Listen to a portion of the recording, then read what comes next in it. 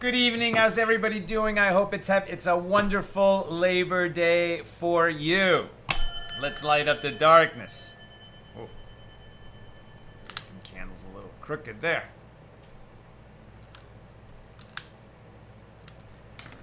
Hold on a second. Ugh. There we go. Let's drip too much all over. Poor Carl Sandburg's book. Who's in the house? Yehudit in South Carolina, Stephen in New Hampshire, Sharon in New Jersey, Carl in Brazil, Bella in Florida, Joe in the Inland Empire, Bill in mid-Missouri, James in Indianapolis. Good to see your name, James, as always. Belle in Texas, Ryan, who turned 40 years old today. Happy birthday, Yom Huledet Sameach. Shandora in the Bronx, Duncan in Alabama, John in Maine, David in Indiana, Lucy in Minnesota, Michael in Honolulu, Paul in the Great Northwest, Joseph in Massachusetts, John in the house, Sam in Virginia, Jonathan in Southern California, Karen in Northern California, Aoife in Florida, Marie in Freeport, Marjorie says shalom. Lynn in Maryland. Welcome, everybody. Our daf is page 22, Chaf Beis, here in Tractate Kiddushin, the 20th volume of the Talmud. Tonight, God willing, we're finally going to complete our discussion of Mishna number 2 here in chapter 1. We pick this up at the bottom of page 21b. The sages taught with regard to a beautiful captive. The verse states, and seize among the captives. Why are we talking about captives? We're in Tractate Kiddushin. We're talking about the laws of betrothal. But the laws of betrothal are compared to the laws of slavery. The Hebrew slave versus the Canaanite slave. The Hebrew slave who's a temporary slave, and then he can redeem himself or be redeemed. There's a lot of discussion about that. He could also choose to stay with his master because it's better for him with his master, or because he fell in love with the Canaanite slave that he was paired with while he was in this period of servitude. And we're learning out a sort of comparison by analogy to the law of the soldier, right, in an army of the children of Israel who goes to war. There are captives, and among the captives, there's a beautiful woman. She's a Gentile, right? He's not normally allowed to be with her or marry her. But the Torah speaks in the language of people, or speaks to the evil inclination, right? Torah spoke only in response, in this particular law, spoke only in response to the evil inclination of a soldier in the fog of war, and all the, hot and destructive emotion that comes in wartime. So the Torah provides that he can take this beautiful woman who was a captive of the army, and then rather than do what he will on the battlefield, as it were, because he's supposed to be a soldier of an army, fighting in God's name, so he doesn't take her then. He brings her home. He lets her mourn for her parents who died in the war for a month, and then he can decide whether to take her as a wife to himself or not. And so we're learning out, we were asking about, the priest, can he be pierced? And so we asked by comparison, if a priest is fighting in the army, can he take this beautiful woman as a captive the way a non-priest could? So continuing that discussion. So the sages taught with regard to a beautiful captive, the verse states, quote, and seize among the captives, end quote, teaching that this law applies only if he notices her when she is a captive. It's not that this soldier in the army can, while the army is traveling through some other land, cast his eyes on a beautiful woman from that local population and say he's going to take her as a wife. It's only when they're literally, she's a captive of the army because they laid siege to a city and won the battle, etc. So it's only if he notices her when she is an actual captive. And the expression, a woman, teaches that she is permitted even if she is a married woman. She's probably a widow now, right? But she's captured.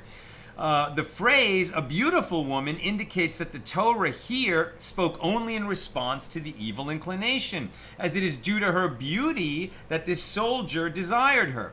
And why does the Torah permit this? Well, it is by analogy, right, metaphor, it is preferable for Jews to eat the meat of dying animals that were slaughtered and let them not eat the meat of dying animals that were not slaughtered, but which will become carcasses. Now, it's prohibited to eat a dying animal. Right? What they're saying, a dying animal is basically a treifa. That's an animal that's going to die anyway. If it's going to die of a natural cause, it's sort of like its death is already upon it. And so then even if you did kosher slaughter of that animal, assuming it's a kosher animal, that's what we're talking about, so that animal's a treifa, it is not permitted. So even if you do a kosher slaughter on this animal, the fact that it's already dying means that it would not be permitted for a Jew to eat. But what the Gemara is saying is that, okay, that animal is not permitted. But if the Jew is going to go ahead and make a transgression and eat that animal that is not permitted because it's a treifa, because it's a dying animal, still, it's better that it should be slaughtered in a kosher manner than not, right? So in other words, what we're saying is, okay, you're going to commit one transgression because you're a soldier in the heat of war, but you shouldn't commit two transgressions, right? That's what they're saying. That's why the Torah would dictate that there's this possibility of taking the beautiful woman as a captive and making her and bringing her home. Right? So why does the Torah permit this? It is preferable for the Jew to eat the meat of dying animals that were slaughtered in a kosher manner and let them not eat the meat of dying animals that were not slaughtered but will become carcasses, right? Meaning you can't eat an animal that died that wasn't slaughtered in a kosher manner, right? A cow is a kosher animal, but it's not a kosher meat unless it was slaughtered by a kosher butcher in a proper manner. Right, so even slaughtered in a perfectly hygienic way, that regular hamburger in the supermarket is not kosher. There's also kosher hamburger. Why is it kosher? Because it was slaughtered under kosher supervision, etc. So better, if there's something wrong with the meat, at least it shouldn't have two things wrong with it. In other words, it is preferable for this act to be performed in a somewhat permitted way rather than in a manner that is entirely prohibited. And the expression, quote, and you have a desire for her and would take her to you as a wife, Deuteronomy 21:11, teaches that this law applies even if she is not pretty. It talked about the beautiful woman, but she doesn't have to be actually beautiful, as this is a subjective judgment dependent on the desire of the soldier. If he desires her, she's beautiful to him. The term for her indicates that he may take her, but not her and another woman, right? This exception to what would normally be the law that the Torah provides, speaking to the evil inclination of soldiers at war, applies only once, right? He can take one beautiful woman as a captive, not two. And the phrase, quote, and would take her, this teaches you have the ability to take her, i.e. to marry her. To you as a wife teaches that he may not take two women, one for him and one for his father, or one for him and one for his son. And the verse, then you shall bring her home into your house, Deuteronomy 21:12, teaches that he should not pressure her to engage in sexual intercourse during the war, but he should first take her into his home. So you see, the law seems to say just a simple thing. Okay, the soldier's at war, he has desire for this beautiful woman, he brings her home to take her to him, to make her as a wife. And then you see phrase by phrase, the sages interpret, okay, well, this is what the law is permitting, and that is to the exclusion of other leniencies you might have thought were there, which they're not there. Okay, new subject. The sages taught, it is stated with regard to a pierced slave, right? So this is a Hebrew slave with a Hebrew master who has a servitude of 6 years. And at the end of it, he says, I want to remain with my master. It's better for me as a slave than my life would be if I were free. And as we learned yesterday, right? So he has his ear pierced, right? And there was a debate, is it pierced in the earlobe or in the cartilage up here? And it's pierced with a metal instrument, as we saw, and that's a ritual that's performed so that everyone knows that it's not the master who is keeping this slave against his will, but rather that the slave wants to remain with the master. And as we see, both the Torah and the sages strongly discourage a slave to remain enslaved. That is a disgrace for him, it's a disgrace for the people. We shouldn't have slaves. Even when slavery was common, it was considered a bad practice, right? A bad, disgraceful, unwanted practice. but it was so common in the world that it was regulated. So, the sages taught, it is stated with regard to a pierced slave, quote, but if the slave shall say, Amor Yomar, I love my master, my wife, and my children, I will not go free. Exodus 21:5, right? So interesting, the slave doesn't just say, I love my master, or it's better for me here. He actually has to say these words, I love my master, my wife, meaning the Canaanite wife, right? The Canaanite slave that he was paired with while he was a Hebrew slave, and my children, meaning the children he had within slavery with this Canaanite slave woman. I love my master, my wife, and my children. I will not go free. So the repeated verb, Amor Yomar, teaches that he is not pierced. He is not allowed to remain a slave via this ritual unless he says this statement and repeats it. If he said at the beginning of his 6 years of service that he wants to be pierced, but he did not say it at the end of 6 years, he is not pierced. As it is stated, I will not go free, i.e., he is not pierced unless he says it when he leaves. If he said this statement at the end of 6 years, but he did not say it at the beginning of his 6 years, he is likewise not pierced, as it is stated, if the slave shall say, Amor Yomar, which indicates that he is not pierced unless he states it while he is still a slave. And this concludes the Baraisa, right? So the idea there is he can't, go free. His 6 years ended. He goes free, goes back out on the street, realizes he's free, doesn't know where to go, what to do, spends a day or two in freedom, and his life does not look promising to him, and goes running back to his master and say, you know what, I want to stay here. Too late. He can only ask to be pierced and to remain enslaved, as we learned yesterday, until the Jubilee year or his master dies. He can only request that and have it granted to him if he makes the request while he's still a slave. Now, the Gemara analyzes this Baraisa that we just read. The master said above, if he said it at the beginning of his 6 years and he did not say it at the end of his 6 years, he is not pierced. As it is stated, I will not go out free. And the Gemara asks, why does the Tana of the Baraisa, why does the rabbi of this Baraisa learn this law specifically from the phrase, I will not go out free? Let him derive it from the fact that we require another condition.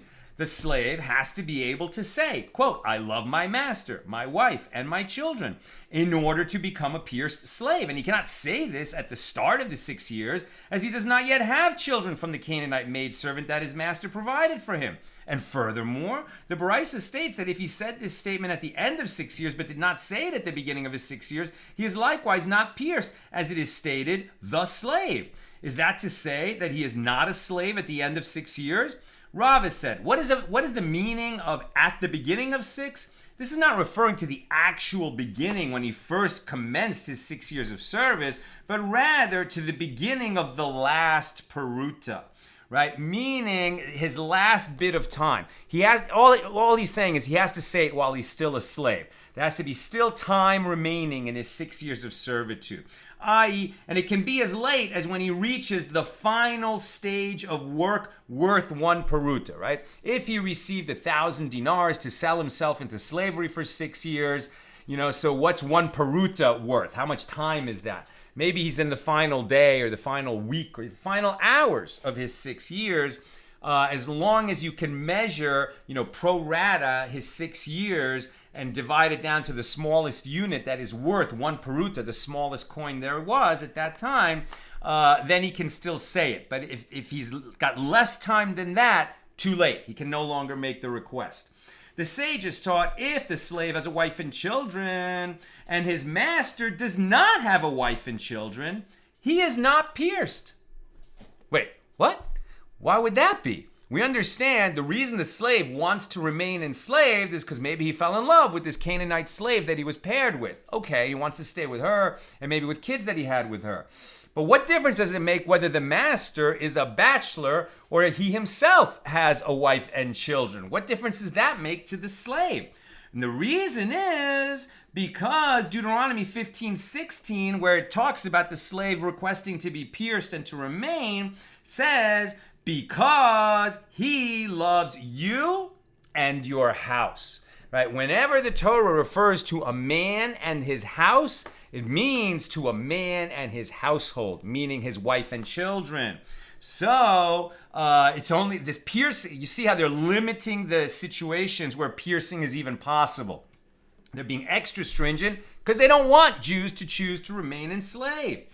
So it's only going to be possible if he has a Canaanite wife and he has children with her, and his master has his own wife and children, so that it can be said, because he loves you and your house. The word house is referring to wife and children, and therefore if the master does not have a wife and children, the verse cannot be fulfilled, and the slave is not pierced. Similarly, if his master has a wife and children, and the slave does not have a wife and children, he is not pierced, as it is stated, I love my master, my wife, and my children. Furthermore, if he loves his master, but his master does not love him, he is not pierced, as it is stated, because he fares well with you, which indicates that it is good for both of them to be with each other. Interesting. The Torah gives the slave an option to remain enslaved. But if the master says, no, I'm tired of having you around, it's time for you to make your way in the world, I will not have you stay on as my slave, he goes on his way. He can't stay. The master has to want it too. The master has to love him. And he has to love his master, or the piercing does not apply. If his master loves him, but he does not love his master, he is not pierced, as it is stated, because he loves you. Now that's really interesting. Why would this come up? Obviously, if the guy doesn't want to stay, he's not going to stay. If he doesn't like his master and doesn't want to stay, this doesn't even come up. But you might have a situation where this slave is afraid to go out in the world, where maybe there's a famine raging and he's not going to know what to have what to eat or where to get a job, etc. So he'd rather stay with his master. But he's going to have to do this, ritual of the piercing, and presumably there's going to be a halakhic authority who's going to come and say to him, hold on a second, I need to ask you a few questions. Do you have a wife and kids that happened to you while you were enslaved with a Canaanite slave? Yeah, I do. Does your master have a wife and kids? Yeah, my master does. Does your master love you? Oh, yeah, he's always telling me how great I am. Do you love your master? Well, he's not such a great guy, but it's better for me here than it would be out there. Out you go. You cannot stay, because there has to be a mutual love between the slave and his master. More restrictions. If the slave is ill and his master is not ill, he is not pierced, as it is stated, because he fares well with you, which excludes a sick person. Similarly, if his master is ill and the slave is not ill, he is not pierced, as it is stated, with you, which equates the well-being of the master and the slave. Rav Bevai bar Abaye raised a dilemma. If both of them are ill, what is the law? Do we require only that the slave be with you, i.e. in the same condition as the master? And that is the case here if they are both ill, and therefore the slave can be pierced. Or perhaps we require, because he fares well with you, i.e. it must be good for both of them. And that is not the case here if both of them are ill. If so, he cannot be pierced. No answer was found to this question of what happens if they are both ill, so that dilemma shall stand. Taiku, it remains unresolved. The sages taught the verse states concerning a Hebrew slave, because he fares well with you, which teaches that the slave should be with you, i.e. treated as your equal in food, meaning that his food must be of the same quality as the master, and with you in drink. This means that there shall not be a situation in which you eat fine bread and he eats inferior bread, meaning bread from coarse flour mixed with bran, which is low quality. Right? Nowadays, bran bread, you pay extra for that, right? Healthy bread. But back then, that was considered coarse, inferior, cheap bread. And you can't be eating fine flour bread while the slave eats coarse bread. He has to eat the same food that the master eats. And there shall not be a situation in which the master drinks aged wine and the slave drinks inferior new wine. And there shall not be a situation in which you sleep comfortably on bedding made from soft sheets and he sleeps on straw. And from here, the sages stated, we heard this a few days ago, anyone who acquires a Hebrew slave is considered like one who acquires a master for himself, because he must be so careful that the slave's living conditions are equal to his own. The sages taught with regard to a verse that deals with the emancipation of a slave, then he shall go out from you, he and his children with him. Leviticus 25:41. Rabbi Shimon said, now what's going on here? His children go with him, but wait a minute. We said that the Hebrew slave, the master can opt to essentially breed the Hebrew slave with the Canaanite maidservant, and that the children of that union will be Canaanite slaves. So what does it mean now to say that when the Hebrew slave goes free, his children go with him? What does that mean? Where are we? Rabbi Shimon said, this verse is puzzling, as if he is sold, are his sons and daughters sold? Rather, from here it is derived that his master is obligated to provide sustenance for his children. And when the slave is emancipated, his sons are released as well. You say something similar with regard to the verse, if he is married, then his wife shall go out with him. Rabbi Shimon said, if he is sold, is his wife sold? Rather, from here it is derived that his master is obligated to provide sustenance for his wife.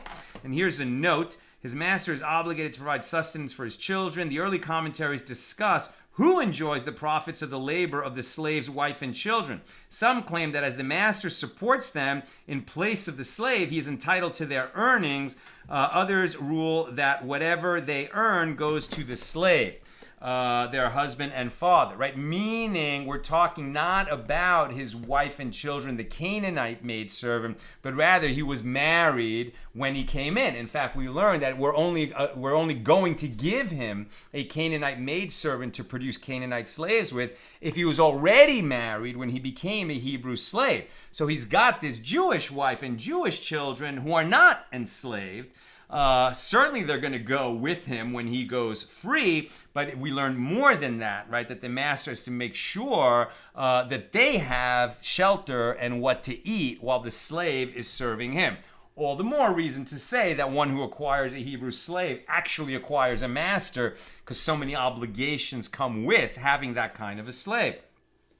The Gemara comments, and it is necessary for the Baraisa to mention both cases, as if it had taught us only that the master is required to provide sustenance for the slave's children.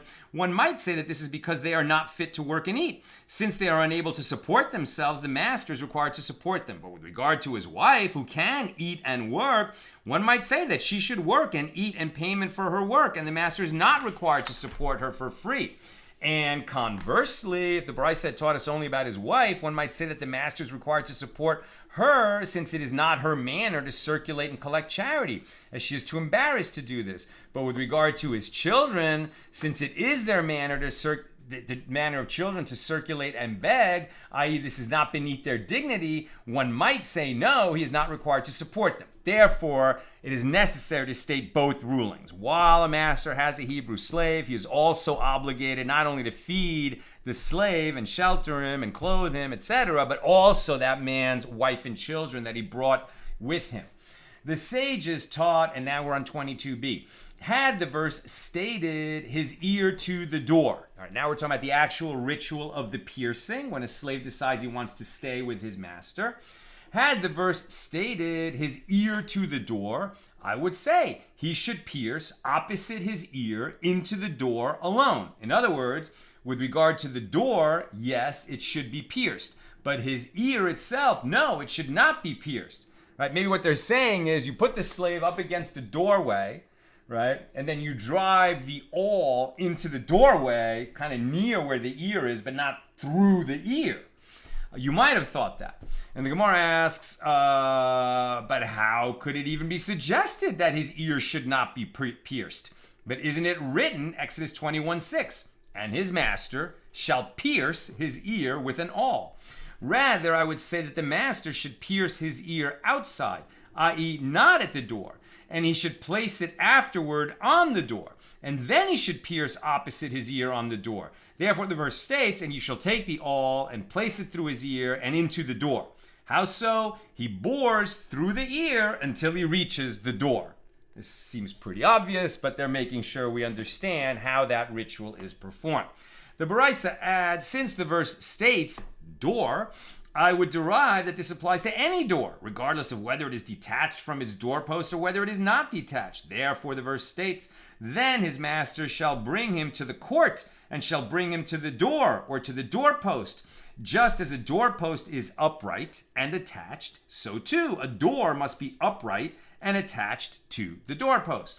Rabban Yochanan ben Zakkai would expound this verse as a type of decorative wreath, as an allegory.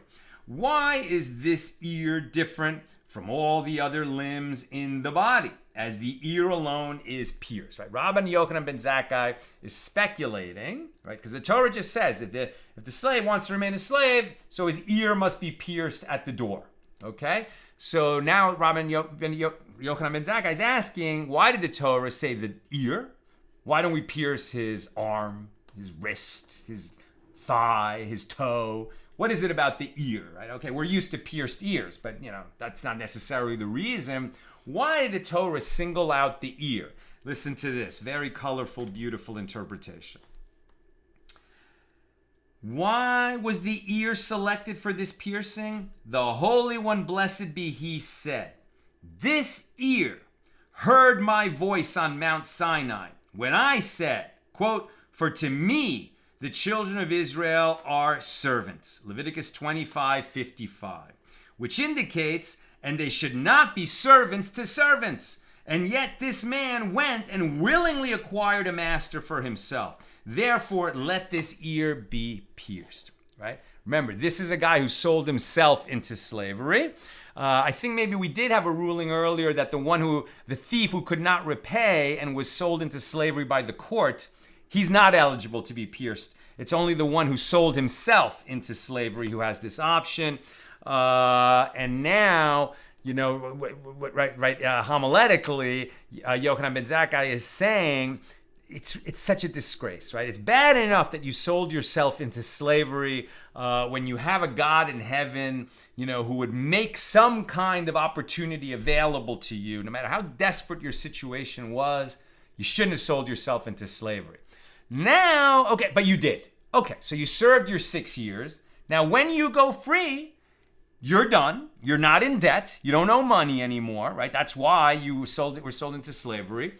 And when you go free, your master's going to give you, he has to give you the severance gift that we talked about, right? He's not going to send you away empty-handed.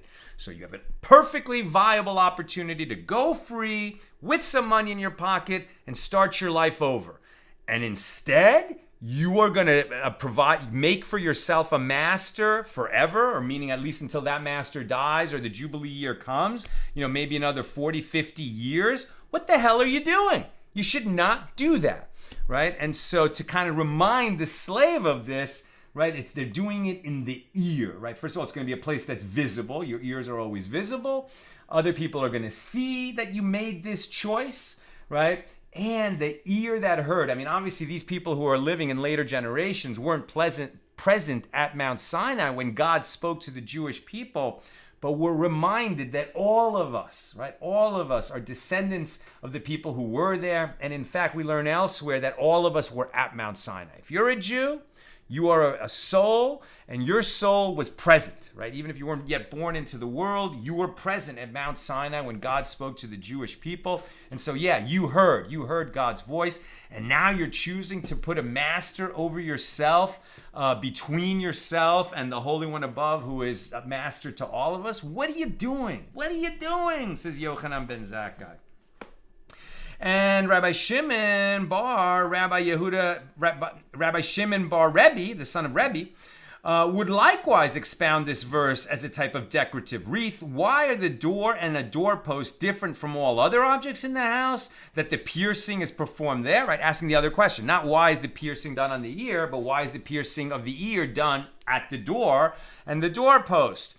And the Holy One, says Rabbi Shimon, the Holy One, blessed be He, said the door and the doorpost were witnesses in Egypt. When I, the Lord, passed over the lintel, and when I passed over the two doorposts of houses in which there were Jews in Egypt, right? And we put, the blood of the Passover offering, the Pesach, right, on the doorposts of our house, meaning a Jew lives here. So when the angel of death came in the 10th plague and slew the firstborn of Egypt, the homes of the Jews were spared.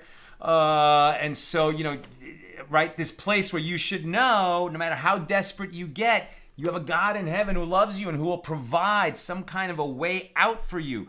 Don't choose slavery. Choose freedom.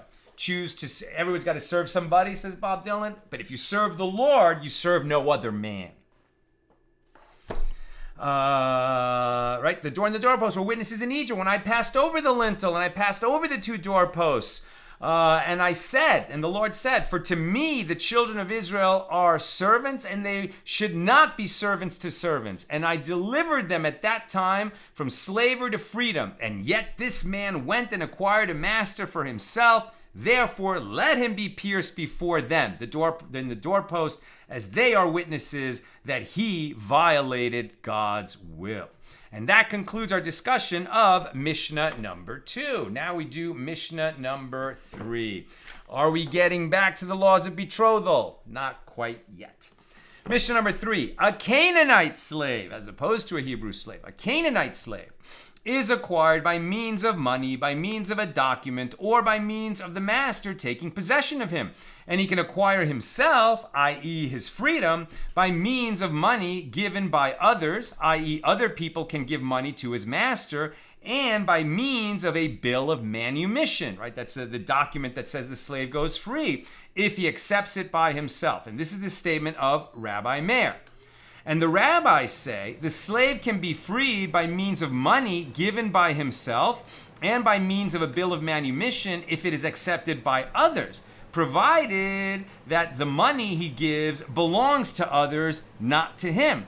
Why? This is because the Canaanite slave cannot possess property, as anything owned by a Canaanite slave is considered as a possession of his master.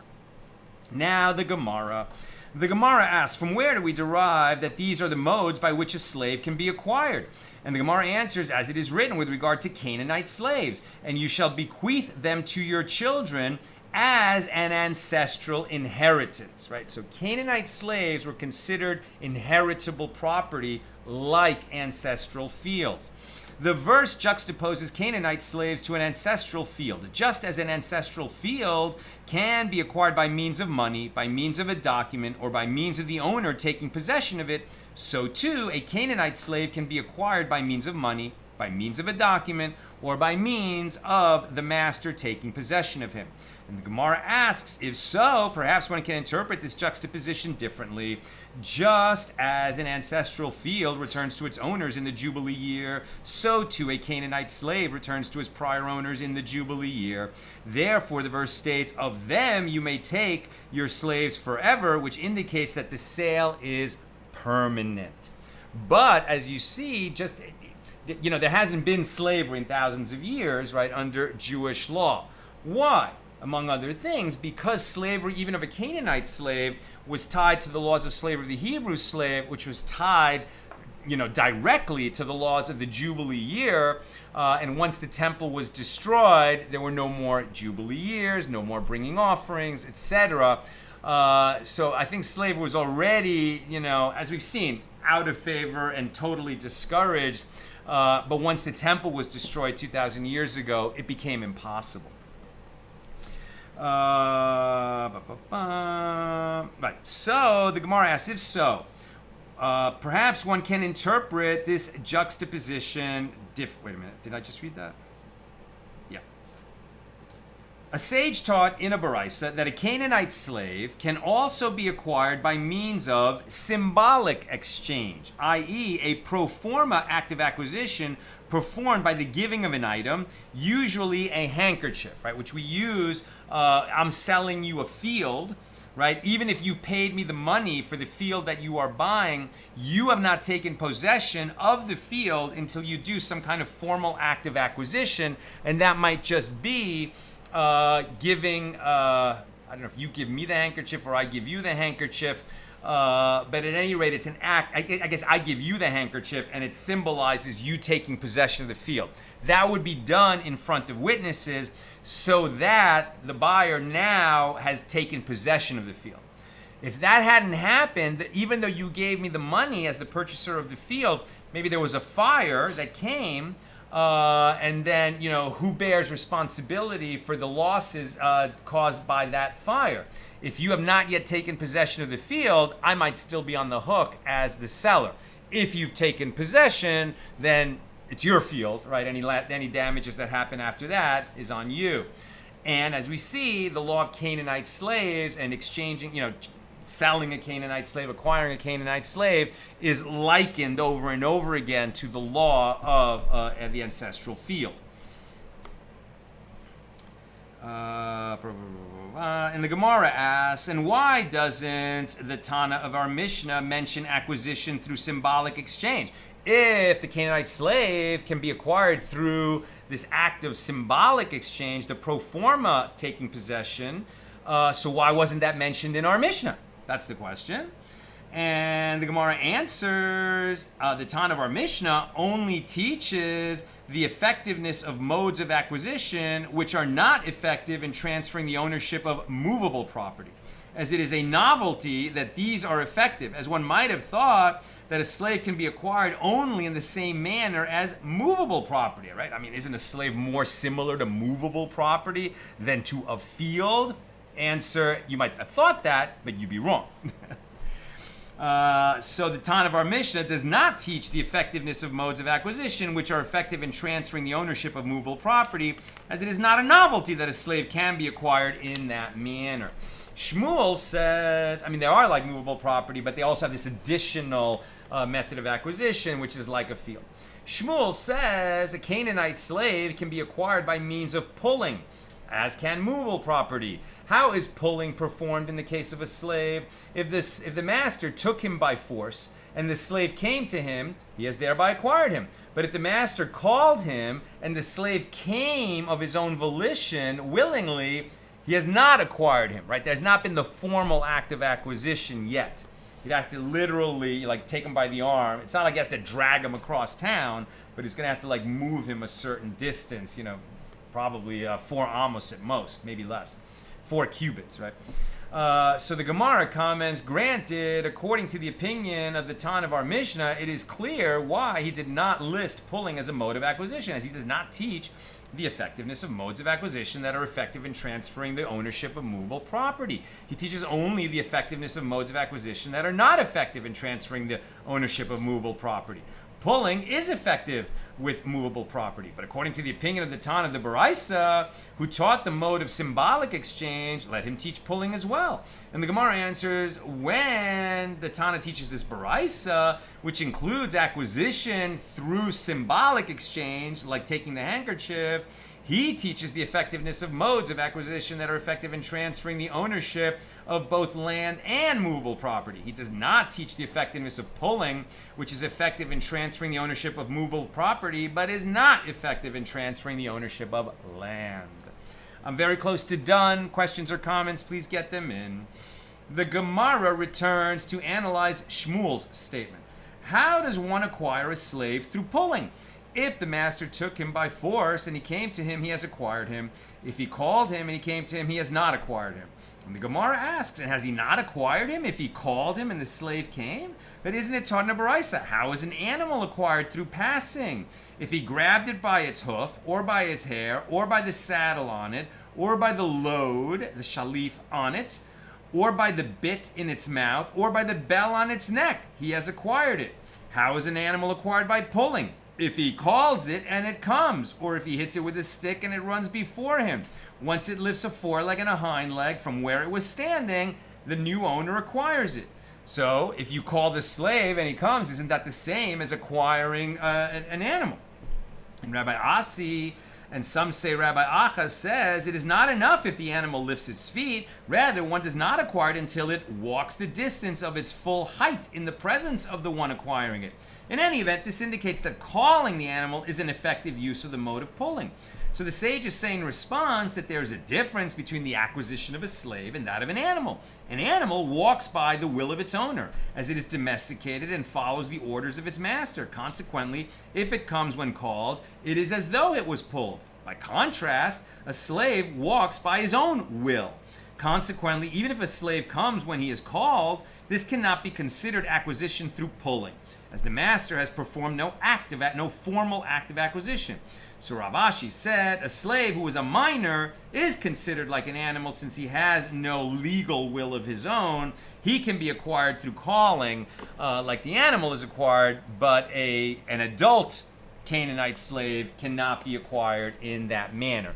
Again, we're not talking about the morality of having a Canaanite slave. We're just talking about legally, when does the ownership of that Canaanite slave transfer for legal purposes from one owner to another.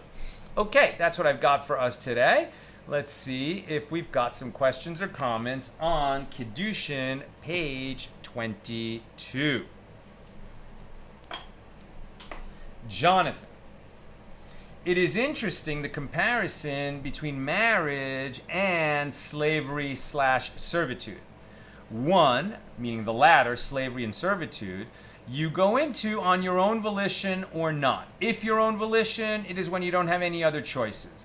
Marriage can only be voluntary, but ending a marriage or servitude happens only under certain conditions, some of which required a written document, the get or the bill of manumission. So I get why the laws are grouped here together, but I did wonder to what degree the patriarchal society may be making connections that we may be uncomfortable with today. Right, I mean, we certainly, our hearts rebel at the verbiage acquisition, the language of acquisition, acquiring another person. Okay, so we understand, well, slavery was so widespread then, okay, you had to speak about acquiring a person. But do we really have to use the word acquire for betrothal, right? Do we really want to use that word? Like a man acquires a woman. Why is that? But really what he's acquiring, right, is a bundle of legal rights and obligations, right? That's what he's acquiring. He's not acquiring the woman, right? But he's acquiring that relationship that now that she's going to first be his betrothed and then later his wife, that means he has to sustain her, he has to feed her. If something goes wrong, he has to provide her with a get. There's all kinds of things that he has to do that he didn't have to do before.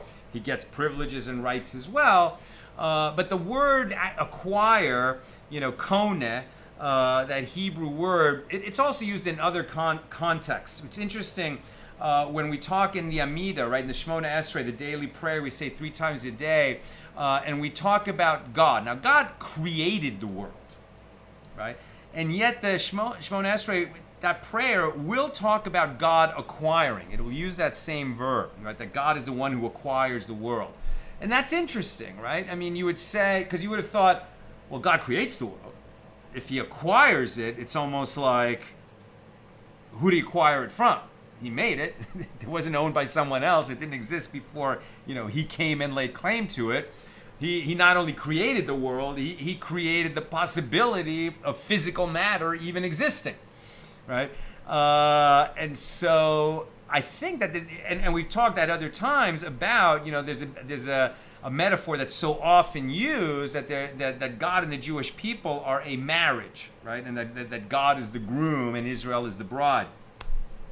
Well, likewise, if you say not just that God is the creator and God is the king and God is the Holy One and all powerful, etc., but by saying God acquires, right? And it says that in the Torah, right?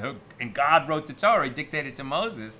So God is telling us that God feels a kind of responsibility toward us. He has expectations from us, but he also feels like a parent does to a child, that he educates us and sustains us, which he does constantly, right? God keeps us alive, keeps us breathing, provides every opportunity we have, right? And he does that out of the goodness of his heart, as it were. I mean, we're definitely anthropomorphizing here, and so we should probably stop. But it's interesting that God himself uses this language of acquisition, and we see that in doing that, he's teaching us that the language of acquisition, when you're talking about people and wives, is not at all like the language of acquiring a phone, right? You're acquiring a relationship. Please God, when we acquire a phone, we're not acquiring a relationship with it.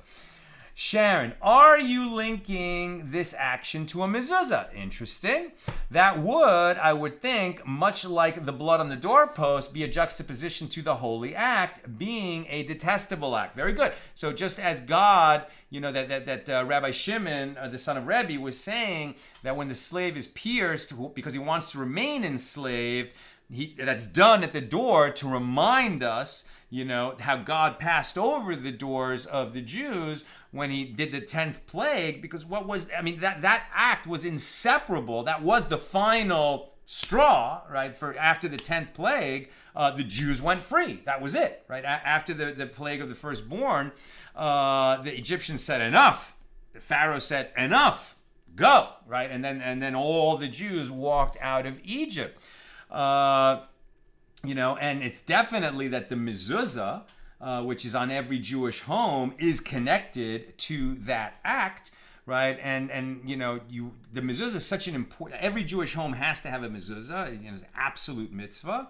And the mezuzah is not the pretty case that sits on your door frame. It's the scroll inside that has the text of the Shema. You shall love the Lord your God. And that relationship and the fact that we are servants of God and no one else, right? So Sharon is saying, it's no coincidence that the slave chooses, to remain enslaved, and he's reminded at that same place where we put the mezuzah, right? The mezuzah that reminds us that we are servants of Hashem and only Hashem. Lucy, what happened if a Canaanite slave converted? Did he become like a Hebrew slave? Well, I think that first of all, it's very interesting. The Canaanite slave essentially is neither a Jew nor a Gentile, right? Because while he's a Canaanite slave, he's actually obligated in certain mitzvahs that Gentiles are not. So he is obligated in more than the Noahide laws, but less than the laws that obligate Jews. Now, can a Canaanite slave become a Jew? I believe not while he's a Canaanite slave. So he doesn't sort of get a promotion, as it were, from Canaanite slave to Hebrew slave. He has to first go free. Maybe because his master hurt him and he lost a finger or something like that. That would be one reason why he went free. Or, his master enabled him to have a job, Well, that's not true, because everything that he owns goes to his master. He can't have his own money. But if someone else came along and paid the master money so the Canaanite slave could go free, then he could go free. Or his master could just decide to free him. That's problematic for other reasons. But at any rate, once the Canaanite slave goes free, then he's just a Gentile. Then he's a non-Jew, and he can choose to convert. And I believe that this was not so uncommon, because they learned so much about what it means to live as a Jew in the master's home. And they said, this is the truth. I don't want to go back and worship idols, gods of wood and stone that are meaningless. Now that he's been exposed to the truth, he would rather become a Jew. So once he's freed, he can do that, right? And finally, Lynn says that the ear is the organ that heard the commandments of Hashem, while he chooses to now disobey them. Makes a beautiful teaching of why the ear is pierced. The logic is very memorable. I agree with you, and I would encourage us to take this lesson home, right? We got to take this lesson home, because we think, this is laws of Canaanite slaves, Hebrew slaves, who has seen that? But how often do we watch ourselves become enslaved to a pattern of behavior that we find difficulty breaking free of? And I think that this teaching can give us strength, can give us chizuk, right? All of us, right, possess that ear. I mean, unless, God forbid, we lost our ears. I think even if we're deaf, but, if we have an ear, or let's say we live in a house that has a doorway. So that's, unless you're homeless, these can serve as reminders. I am part of this unbroken tradition that goes all the way back to my ancestors, who came out of Egypt. And then when we all stood at Mount Sinai, I was there. And the teaching is there is no pattern of self-destructive behavior to which we might have become enslaved and act like we're slaves of it. Addiction comes to mind, right? Whether it's a substance abuse or some kind of pattern of behavior that we're addicted to that we haven't been able to break free of. You can break free of it, right? You can. We can. God gives us that ability. There is no destructive behavior, no pattern that we cannot break free of. We can. It might be difficult. We have to pray for help on that kind of thing every day. It takes getting organized. It might take a 12-step program. It might take, all kinds of organizations and plans and systems put in place to get that help. But every time we ask God to help us make the right choice, we will have more power in making that choice than if we hadn't asked God to help us. And ultimately, we will break free.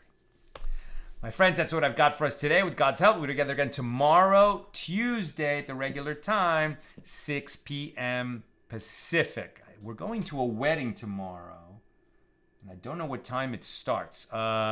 So if there's going to be a problem, we'll put up an announcement on the Facebook page earlier. I don't want to miss a day, so if we have to be at that wedding early, maybe I'll just teach the class a little bit earlier. So watch for that announcement. But if we have any choice in the matter, then we'll just teach at the regular time. That's what I've got for us tonight. Have a great night.